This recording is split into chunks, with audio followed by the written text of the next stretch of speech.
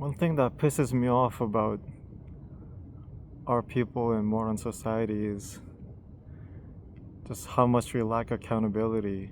It's when we break up with our partners, it's always our toxic ex's fault. When a friendship breaks, it's always my fake friend's fault. It's always my parents' fault. It's my siblings' fault. If we do bad on a test, it's the teacher's fault for making the exam in a way that it shouldn't be. They blame all of their poor health on genetics, as if when they haven't even tried to make changes, they just like to accept their fate. They'll blame the weather. It's always more comfortable to think you're not part of the problem, and it's always easier to blame the things on you, something you can't change.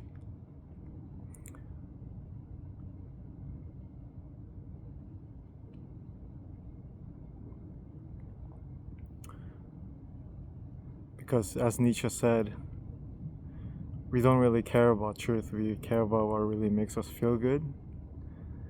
Like, for example, if I try to approach a white woman and then I get rejected, then I can talk to myself, oh, she just doesn't like Asian guys. I'm not part of the problem. Well, that might be true, but it's also likely that it's not. An Asian guy that has traits that are attractive to her that I don't have might have had no problem attracting her, but I don't really care about that part of the truth. I just care about what makes me feel good, right? And that kind of thinking just is part of everyone's head. We just like to avoid that we're part of the problem.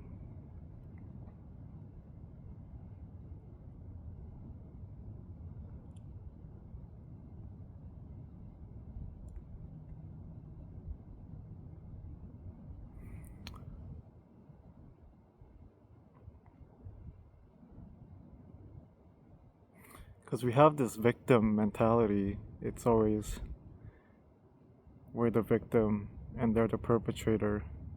A lot of people get their sense of self based on how many haters they have. They always talk about, oh, I have so many haters, they be hating me. Because it gives you a sense of sense of self. It feeds your ego. Because nobody wants to feel like they're non-existent, right? So they have to think everything that goes on, everything that goes wrong in their relationship is from the other person hating me, whether that be your parents, your friends, your partners, or whoever it may be.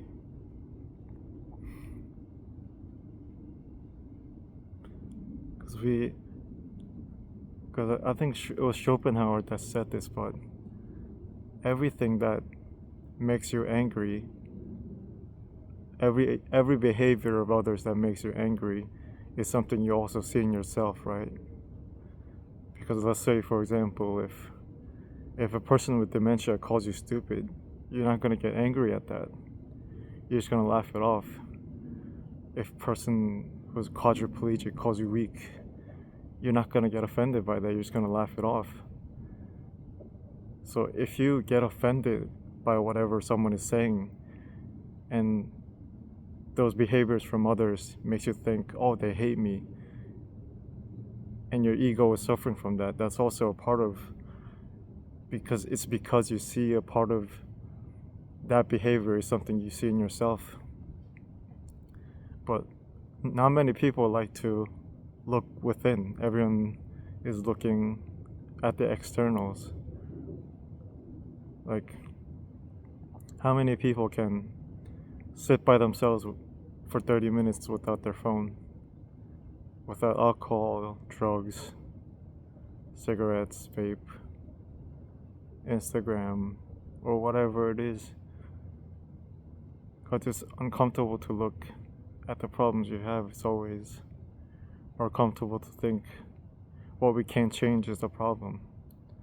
Others, the genetics, the weather, whatever you want to blame, for your lack of self-esteem, your lack of sense of self. And of course, I'm not exempt from this problem. People lacking accountability and having a victim mentality pisses me off because it's something within me as well.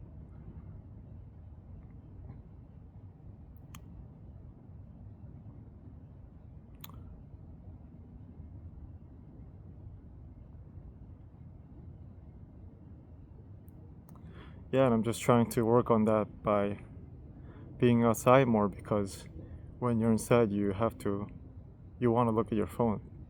The moment you have a free time, what do we all do? We pick up our phones, and when we're scrolling YouTube, scrolling Instagram, scrolling Facebook, Hinge, Twitter, Tinder, or whatever you may be on, you're never reflecting on yourself and looking within where your spirit is, where your mind is, where your goals are.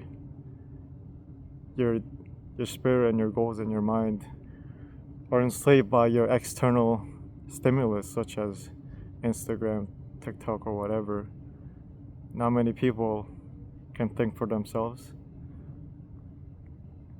And I think the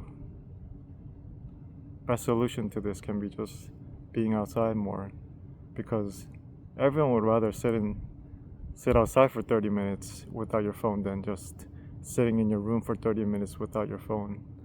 It's much easier when we have nature around us.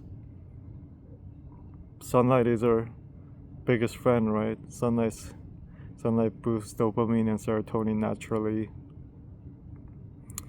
It gives us BDNF, brain-derived neurotrophic factor, which makes us smarter. Every great thinker in the mankind was outside, like Isaac Newton's, Albert Einstein's, seeing apple fall from a sky. Friedrich Nietzsche was on his climbing up and down the mountain while writing his most famous book, Thus Spoke Zarathustra. You know, how many people we all know someone that has their phone as a part of their extremity, that just can't let go of their phone. You know, how many of them have something smart to say? Not many, right? This blue light from our phones damage our brains, but that's not the something that elites want us to know. They'll tell us sunlight is bad for you, sunlight causes skin cancer. That's the biggest bullshit there is. Why do we have more skin cancer now, when we're more inside than we have ever been throughout history, when we're applying sunscreen more than ever throughout their history? Why are parts of the body that we get cancer the most in parts of the body that never see the sun? Breast cancer, prostate cancer, colorectal cancer, ovarian cancer. Parts of the body that don't see the sun. How many people get chin cancers, nose cancers, forearm cancers? Parts of the body that see the sun the most. But the elites won't tell you that. They'll sell you the new iPhone, the new iPad. They'll tell you sunlight is bad for you.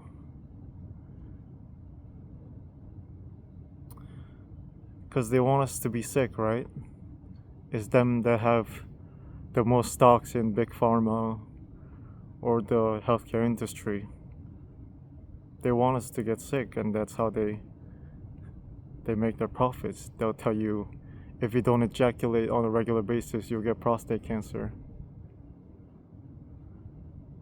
You really think you depleting a source of life can be beneficial to you? To prevent prostate cancer?